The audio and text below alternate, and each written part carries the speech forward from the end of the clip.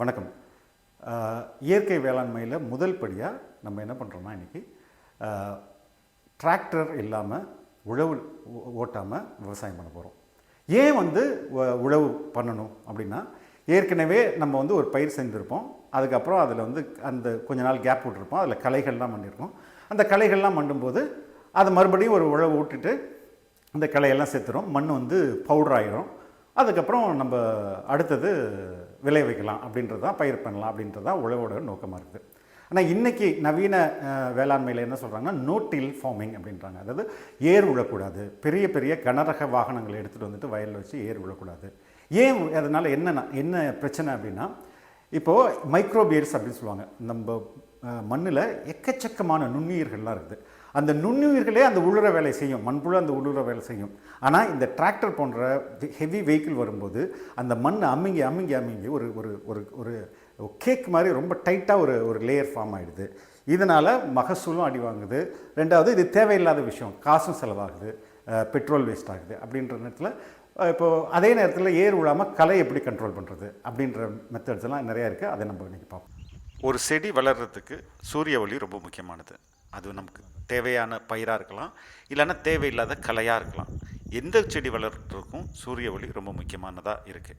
இப்போது சூரிய ஒளியை நம்ம கட்டுப்படுத்திட்டோம்னா அந்த இடத்துல எந்த செடியும் வளராது. சூரிய ஒளியை நிலத்தில் விடாமல் மறைச்சி வைக்கிறதுக்கு பேர் மல்ச்சிங்னு ஆங்கிலத்தில் சொல்லுவாங்க. தமிழில் இதை நம்மாழ்வார் மூடாக்கு அப்படின்ற பெயரில் சொல்கிறாரு.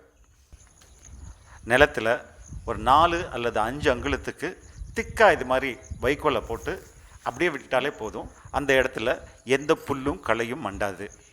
அது மட்டும் இல்லாமல் இப்படி பண்ணுறதுனால நிறைய நன்மைகள் இருக்குது. நிலத்தோட ஈரப்பதம் ரொம்ப நாட்களுக்கு பாதுகாக்கப்படும்.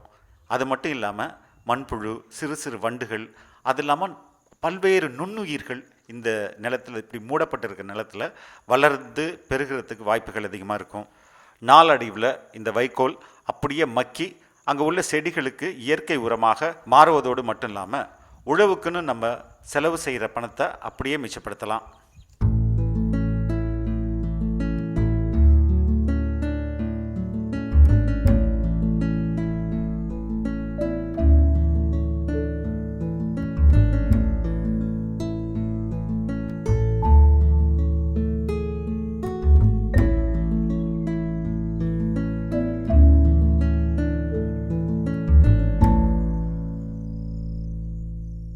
வைக்கோலால் மூடப்பட்ட இடத்துல இப்படி நெருக்கமாக உளுந்து, எள்ளு, தட்டைப்பயிறு, பச்சைப்பயிறு ஆகிய பயிர்களை வளர்க்குறதுக்கு பேர் லைவ் மல்ச்சிங் அல்லது உயிர் மூடாக்குன்னு பேர். இந்த லைவ் மல்ச்சும் அல்லது உயிர் மூடாக்கும் களைகளை பெரிய அளவில் கட்டுப்படுத்தும்.